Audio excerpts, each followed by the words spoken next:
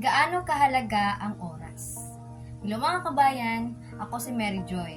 At ngayon, pag-usapan natin ang isang bagay na napakahalaga sa ating lahat kundi ang oras. Alam niyo ba na ang bawat segundo, minuto at oras may halaga na hindi kayang tumbasan na kahit anumang yaman? Sa bawat araw na lumilipas, hindi natin maibabalik ang mga sandali na nadaan. Kaya ang tanong, paano mo ginamit ang oras mo?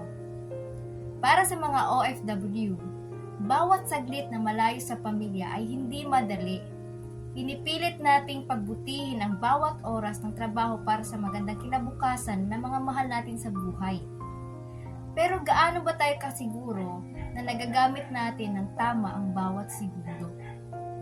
Ang oras ay hindi lang para sa trabaho. Dapat din natin itong ilaan sa magpapabuti ng ating sarili at pag-aaral ng mga bagong kaalaman at sa kalusugan at sa pagbuo ng mga pangarap.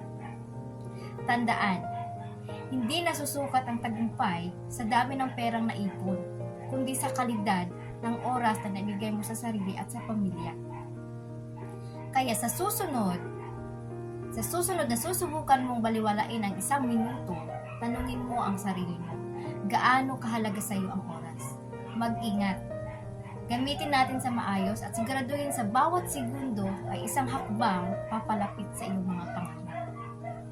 Maraming salamat at magkita-kita tayo sa susunod ko na video.